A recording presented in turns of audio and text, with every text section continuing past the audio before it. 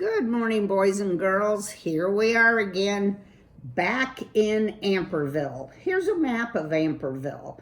If you look to just about the middle, you'll see where the Cheese Squeeze Club used to be. And down in the lower left-hand part, it says Mousetown. And more to the right, you'll see it says Clutch's house, and I think that's where Ragweed's hide out right now. To the very right is the train station. And so if he makes the decision to get on the train, if it goes down to the bottom or to the south, he's going away from home.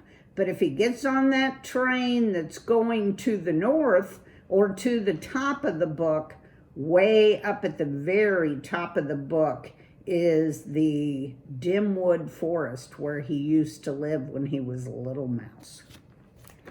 Okay, let's see what today's chapter says. Ragweed makes up his mind.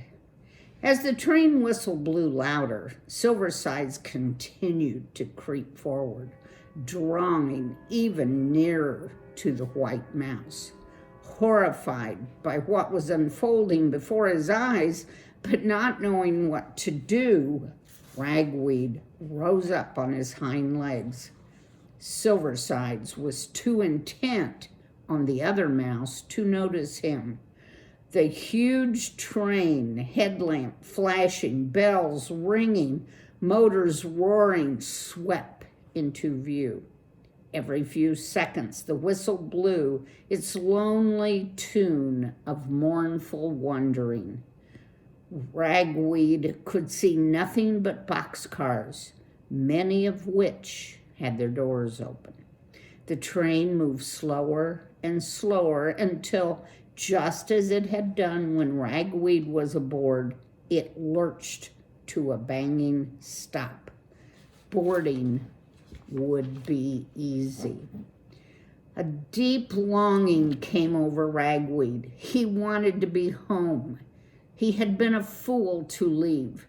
Instead of hiding in the midst of garbage, he could be frolicking in the clear, bright brook with his brothers and sisters. What was Amperville to him? Nothing but dirt, danger, endless talk, and FEAR. He glanced towards the mound of clay. The white mouse was still oblivious to what was about to happen to him. "Hey, dude," Ragweed said, talking to himself like that's his lookout. I'm out of here. Though he had said the words, he remained where he was and kept his eyes on the scene before him. Forcing himself to turn from what was surely going to be a sense of carnage, Ragweed darted towards the train. Halfway there, he halted and looked back. Silverside was crouched low. Her rump was wiggling. Her rear legs were tensed. She was preparing to pounce. Now, if any of you have cats, you can make a connection here because you know exactly what your cat looks like before she's getting ready to pounce on something. And it could just be a toy or a ball, or it could be something important like Silverside's ready to get a mouse. Ragweed's stomach churned. His pulse quickened. It was all too ghastly. Once more, he began to move forward. Once again, he began to move toward the train before stopping again. Could he just go and leave this strange white mouse to its terrible fate? "No," he said aloud. "I can't do it. It's too awful. Like, if I don't try to do something for that mouse, I'll never be able to live with myself." Glancing around, he saw that he had reached a spot that might enable him to distract the cat, yet still go to the train. Rising up tall, Ragweed cupped his paws around his mouth and shouted, "Hey, dudes, like, what's up?" Startled, Blinker looked around. Then and only then did he see Silversides.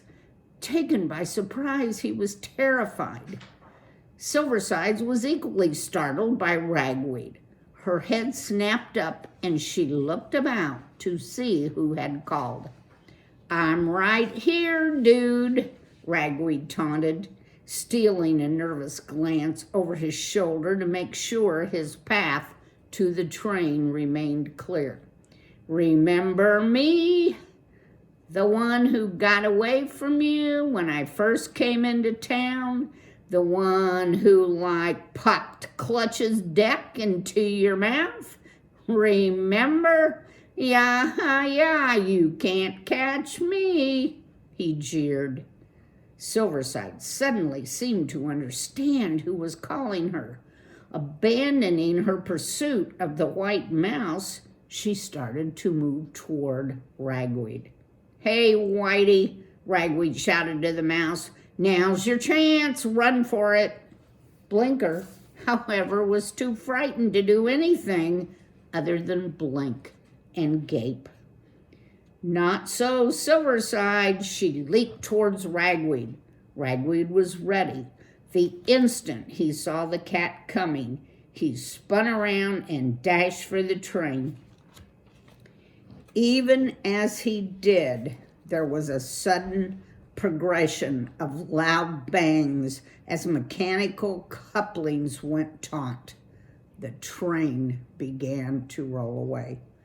Unnerved, Ragweed made a desperate leap in hopes he could grab hold of a dangling coupling hose. Not only did he fall short, but the train increased its speed so rapidly he was afraid to make a second attempt. He might be crushed by the steel wheels. He had missed the train. Hearing a sound behind him, he whirled just in time to see Silversides barreling down at him, yellow eyes ablaze with wrath, sequined collar glittering, pink mouth, and sharp white teeth fully exposed. "Bummer," Ragweed cried. "She's got me." Silversides took a giant leap through the air.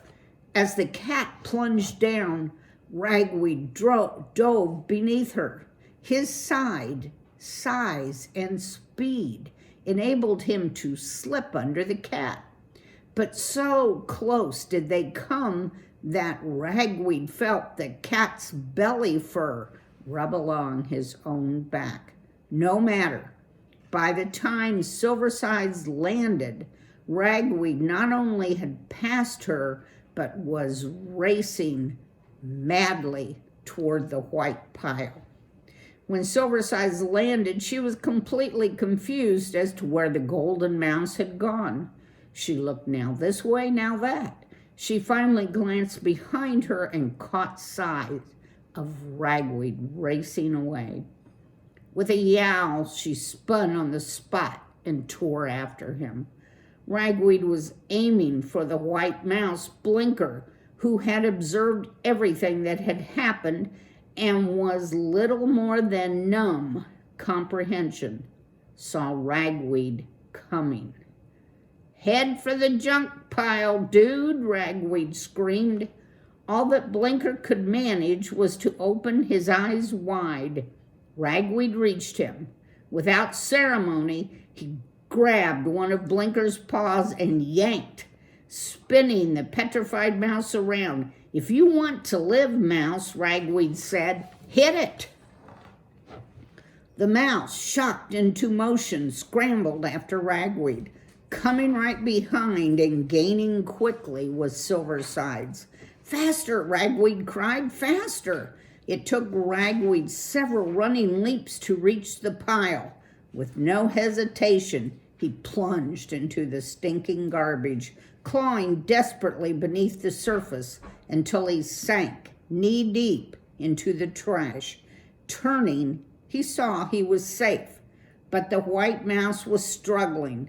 Ragweed grabbed one of Blinker's paws and dragged him to his side. From outside the pile, they heard Silverside yowling with frustration. "We're safe," Ragweed replied, "for a while." The white mouse was weak to a point of collapse. "Thank you. You saved my life." "I had no idea." "Who are you?" he asked. "The name's Ragweed, dude. Like, what's yours?" "Blinker." "Cool." Blinker looked around at the garbage. "Is this your nest?" he asked. "This dump? No way, dude. Actually, I don't even live in this town. Like, I'm just passing through." "Where are you from?" I live in the nest where Silverside lives." Ragweed was taken aback. "Her nest?" Blinker nodded mournfully. "Are you friends?" "No, not at all," Blinker assured Ragweed. "On the contrary." "Were you, like, running away from her?" "It's not that simple," Blinker said with a sigh. Ragweed glazed at Blinker. This was one odd mouse. "Stay here and chill," he said. "I'll go see what's happening with the cat. We don't want to be surprised. Then you can tell me your story." "You won't leave me, will you?" Blinker cried. "Hey, trust me." Ragweed pushed his way up through the junk. He poked his head out of the top of the heap and surveyed the scene. Silverside was sitting a few feet off, angry, eyes fixed on the pile of garbage. Ragweed returned to Blinker. "I think she's going to try and wait us out. So we need to chill out for a while. You cool?" "I'm all right." "Okay, go ahead," Ragweed said. "You were about to tell me your story." "It's not very interesting." Ragweed shrugged. "Just tell it like it is." Blinker told his entire history, from the time the girl brought him home from the pet store to his escape. "I thought you were trying to get on the train," Ragweed said when Blinker was done. The white mouse shook his head sadly. "All I want to do is get back to my cage. I don't think I'll ever leave it again." "Why?" "The world is far too big for me. It's wonderful, but very frightening." "But what about you?" Blinker asked. "If you don't live in this town, where are you from?" "Dude," Ragweed replied, "my life couldn't be more different than yours." He told Blinker how he came to be in Amperville. "But the way you talk," Blinker said, "it's different." Ragweed, delighted Blinker had noticed, grinned. "That's the way city mice talk, dude," he said proudly. Blinker sighed. "You and I have led such dissimilar lives," he said. "For example, you have a family. I have no memory of my parents or brothers or sisters. The girl in the nest told me I was bred in a mouse factory. Your nest by the brook sounds so beautiful, so serene." "It's okay, but way Dullsville, if you know what I'm saying. Nothing ever happens there, compared to all this anyway." "Oh," Blinker cried from the heart, "if I had a home like that, I believe I should never leave it. And yet," he added sadly, "though we have led such different lives, here we are, in the same predicament. Do you think we'll have to spend the rest of our lives here?" "Hey, no way, dude," Ragweed assured him. "In fact, I'll go check on Silverside. Like, maybe she's gone." Once more, Ragweed worked his way up through the pile. When he reached the top, he carefully edged aside some moldy newspaper and spied out. Silverside was in the same spot she had been before, but she was no longer alone. Next to her was Graybar. Okay, now their troubles have doubled. There's 2 cats waiting for them. And chapter 15 is entitled Trapped in the Garbage Pile. Ragweed slipped back to the middle of the pile where Blinker was waiting nervously. Is she gone? The White Mouse asked. No way. What's she doing? Waiting for us, dude. Worse, she has her friend, Graybar, with her. I never heard of a Graybar, Blinker whispered. Like I don't think you want to, dude, Ragweed warned. Ragged ears, scars, limps like a fighter.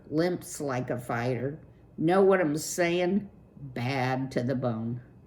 I can imagine, a dejected Blinker replied. Ragweed, unsure of what to do, looked around. On the one paw, garbage surrounded them. The stench was awful. On the other paw, it was full of edible food, which meant they could, if they had to, stay. But only for a while. At some point, they'd have to get out. Ragweed knew where he wanted to go. Clutch's car. It wasn't far. If they managed to get there, they would be safe. The question was, how could they get from the garbage pile to the ford without being caught? 1 cat was bad enough. 2 made escape almost impossible. That's my dog barking. There must be something she hears. Ragweed wished Clutch were with them. Maybe my dog's bark will scare the cats away. What do you think? No, probably not. Ragweed wished Clutch were with them. He was sure she had a lot more experience in these things than he did. It made him think about how much he admired her. I am terribly sorry to have put you into such a predicament, Blinker offered. And here you were about to go away. Maybe, Ragweed said, but it was my choice to help you, dude, so we don't have to talk about that anymore. Okay? There's always the chance we could outrun them. Like, how fast can you go? He asked. I'm not sure, Blinker said. Ragweed pondered. Then he said, chill. I'm going to take another look out. Once more, Ragweed climbed to the top of the garbage pile. This time, when he came up, it was by a large, most empty plastic bottle, curiously labeled Dr. Pepper, balanced precariously near the top. Careful not to nudge it, lest he dislodge it and send it clattering down the pile. Ragweed surveyed the scene. Silverside was where she had been before, her eyes glued to the garbage pile, but she was alone again. Ragweed was not ready to celebrate. Instead, he turned and confirmed his own worst fears. Not only was Graybar on the other side, he was sitting between the garbage pile and Clutch's ford. What's more, he was waiting just as patiently as Silverside's. Ragweed returned to Blinker. Silverside's is still there, he informed the White Mouse, and so is her friend, Graybar. We're surrounded. Oh my, Blinker sighed, wiping away a tear. It was an awful mistake to leave the safety of my room. I should have been satisfied with what I had. What have I achieved? Listen, dude, you did the best you could. Know what I'm saying? Check it out. You can either sit here and moan or figure out how to get to the next step. I suppose you're right, Blinker said, cringing. It's just that I don't know what to do. I'm all bottled up. Ragweed sat up. Hey, maybe that's the way to get out of this mess. It's like risky, but hey, dude, I don't know what else to do. I'll do whatever you think best, Blinker stammered. Okay then, Ragweed said. Keep behind me and no talking. Followed by Blinker, Ragweed worked his way to the top of the junk pile, coming up on the plastic bottle's open neck. Now stay way cool, Ragweed whispered. First, you've got to squeeze into the bottle, but don't make any extra movement. Once you're in, stay on the uphill side. That'll keep the bottle from tipping over till we're ready. You get it? I think so. What about you? I'll follow you in, okay? Ragweed urged. Go for it. Whiskers trembling, Blinker poked his head into the bottle's neck, then slipped the rest of the way in. His slimness served him well. Within moments, he was wading in brown liquid. The bottle teetered, but Blinker kept to the uphill side of the junk heap, and the bottle stayed put. It was Ragweed's turn. Bracing himself, making sure not to move too quickly, he squeezed into the bottle's neck, inserting his front paws first so as if to take up less room and at the same time pull himself forward. Ragweed was plumper than Blinker, so it was a tight squeeze. He had to push and kick. Even then, he became momentarily stuck. It took all his strength to squeeze and pull through the last inch of the neck. His movement caused the bottle to teeter. Blinker, not daring to move, watched anxiously. Finally together, inside the bottle, the two mice scrambled to find the right balance. Like we did it, Ragweed whispered. I'm very glad, Blinker said, though he did not sound it. His eyes were very wide, and his teeth were chattering. It was humid inside the bottle, and the air was heavy with a cloying, sweet smell. I think we're in what's called soda. Wouldn't know, Ragweed said. He took a lick. Killer sweet. What?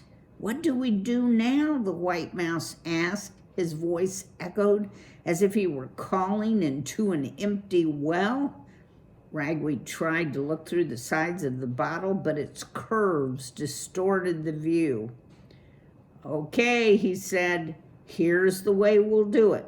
When I give the word, we're going to throw ourselves at the far side of the bottle, paws up like this. He held his paws flat out. If we bop the bottle right, it should, roll off the pile. Won't matter if the cats see us. No way they can get at us. If the bottle goes the way I think it will, we'll be real close to my friend Clutch's car. Get inside that and we're safe, dude. Keep trusting me, he added when he saw Blinker's look of anxiety. I'm trying, the white mouse replied faintly. You ready? Ragweed asked. Yes. Okay, when I say go, dude, jump to the other side. We need to do it together. I understand, Blinker said. Here we go. Taking a deep breath, Ragweed began to count. 1, 2, 3, jump. And at At that word, the two mice leaped. With a lurch, the bottle began to roll down the side of the junk pile. Unable to stay on his feet, a suddenly helpless Ragweed tumbled head over heels. Blinker, who was used to the exercise wheel in his cage, ran with the bottle's spin. Even so, both mice received a complete soaking. The bottle came down on the side where Graybar was waiting. Startled, he scampered away. Inside the rolling bottle, Ragweed continued to turn somersaults, while a panicky Blinker kept running in place. When the bottle finally reached level ground, it continued to roll, thanks to Blinker's efforts. But now it began to spin too. Unable to keep to his feet, the white mouse slipped. Blinker and Ragweed were hurtled about at random, drenched in a sticky soda, until gradually the bottle came to a stop. "Where are we?" a groggy Blinker asked. After allowing his head to settle, Ragweed bent to peer through the neck of the bottle. "Cool," he announced.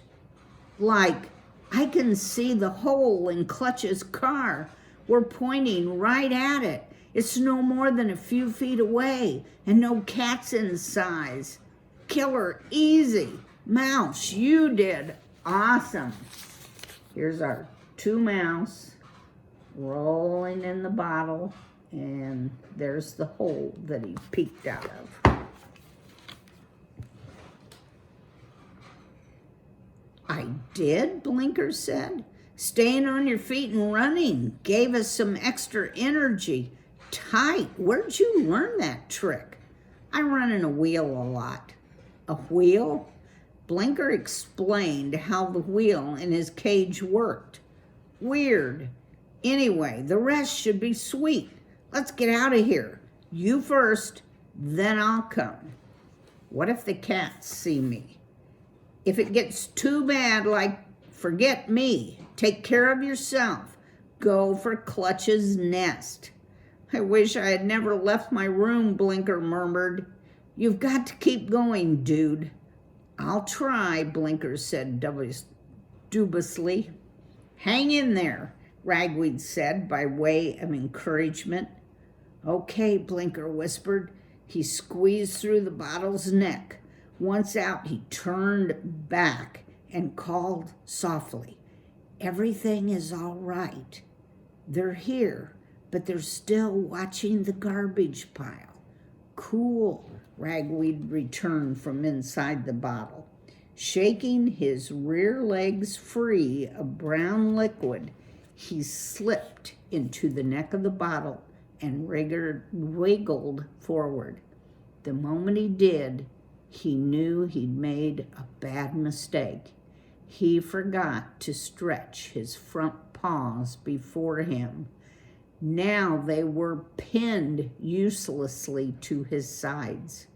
Fortunately, his wet, slippery fur made his passage possible. By wiggling, twisting, and squirming, he managed to move forward until he finally poked his head out of the bottle top. Blinker was waiting nervously. "Hurry," he whispered. "I'm trying, dude, I'm trying." Ragweed replied, keeping his voice low. The next moment, he stopped moving. "What's the matter?" the white mouse whispered.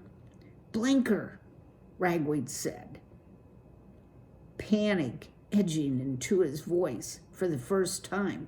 "I'm stuck. I can't move. You've got to help me. Pull me out." Blinker started to reach for Ragweed's paw, which were not there. "But what should I hold on to?" he cried. Jittery, he spoke loudly. "My ears!" Ragweed cried. "Grab my ears!" "But I'll hurt you," Blinker stammered. Behind them, Silversides and Graybar meowed. The cats, they've seen us, Ragweed yelled at Blinker. Get me out of here. They'll bite my head off. I'll hurt you, Blinker squeaked. Don't worry about hurting me, Ragweed screamed. It's my life I'm worried about.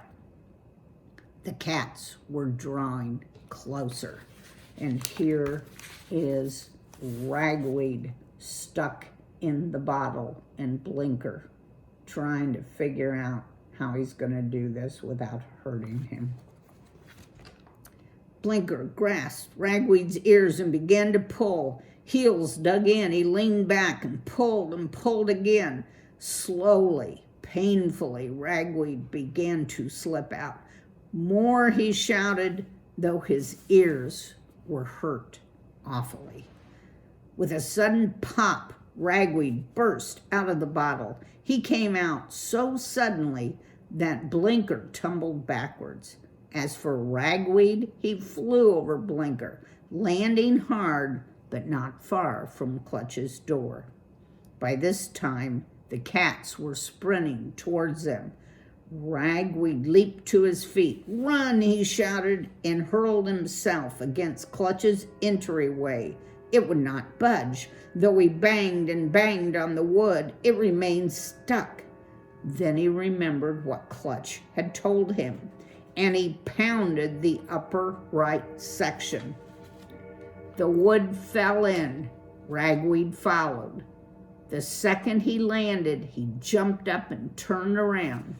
With the two cats right behind him, Blinker was scrambling to get to the hole.